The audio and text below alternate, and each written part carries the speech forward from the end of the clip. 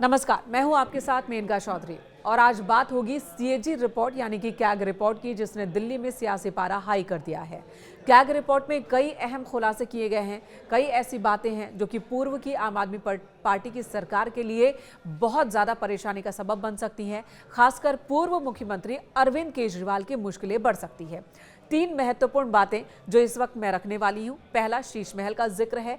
इस रिपोर्ट में साफ साफ लिखा गया है कि सीएम आवास की मरम्मत पर बेइंतहा खर्च किया गया।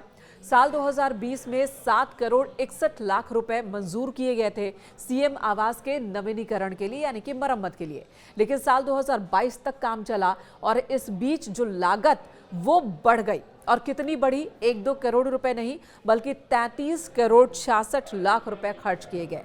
कहा तो लगभग 7 करोड़ रुपए में काम हो जाना था, लेकिन 33 करोड़ से ज्यादा रकम सीएम आवास के मरम्मत पर ही खर्च कर दिए गए, और वो भी तब जब देश कोरोना से जूझ रहा था।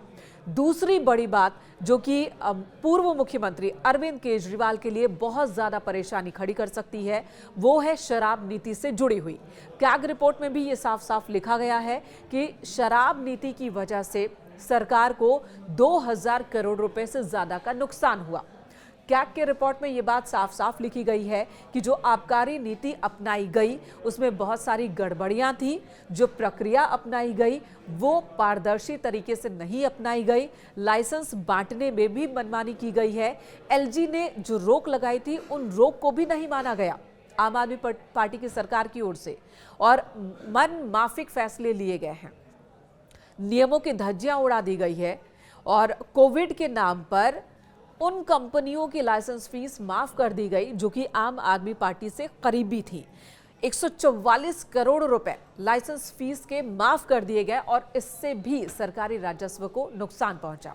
और जो तीसरी बड़ी बात जो इस रिपोर्ट में है वो दिल्ली की जनता से सीधे सीधे जुड़ती है, और वो है प्रदूषण को लेकर। कैग की रिपोर्ट में यह खुलासा है कि दिल्ली में प्रदूषण नियंत्रण और पार्किंग विकास शुल्क में भी अनियमितता बरती गई है आम आदमी पार्टी की सरकार के दौरान।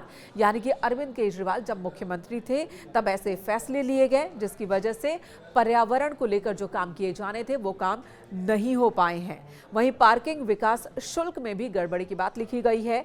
साथ ही सरकारी बसों का जो प्रदूषण सर्टिफिकेट उसमें भी गड़बड़ियां पाई गई हैं। जिन बसों का प्रदूषण सर्टिफिकेट लिया जाना था नहीं लिया गया, यानी कि वहां पर खर्च नहीं किया गया, बसों की मेंटेनेंस पर खर्च नहीं किया गया है।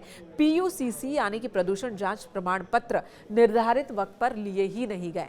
एक तरफ बसों में महिलाओं के लिए टिकट फ्री कर अरविंद केजरीवाल वाहवाही लूटते रहे, तो दूसरी तरफ उन्हीं बसों की हालत खराब से खराब होती गई, बदतर होती गई, क्योंकि सरकार ने बसों के रखरखाव पर जो पैसे खर्च होने थे वो खर्च किए ही नहीं है।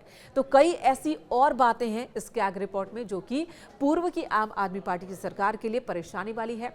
और अब बीजेपी और ज्यादा हमलावर है। बीजेपी कह रही है कि यही वजह है कि आम आदमी पार्टी की सरकार के दौरान ऑडिट काम को पूरा नहीं होने दिया जा रहा था, उसमें लेट लतीफी की जा रही थी और कैग की रिपोर्ट को टेबल नहीं होने दिया गया। मैं आपकी अनुमति से राष्ट्रीय राजधानी क्षेत्र दिल्ली सरकार से संबंधित भारत के नियंत्रक एवं महालेखा परीक्षक का दिल्ली में शराब के विनियम और आपूर्ति पर निष्पादन लेखा परीक्षा प्रतिवेदन वर्ष 2024 का प्रतिवेदन संख्या नंबर 1 की प्रतियां सदन पटल पर प्रस्तुत करती हूं।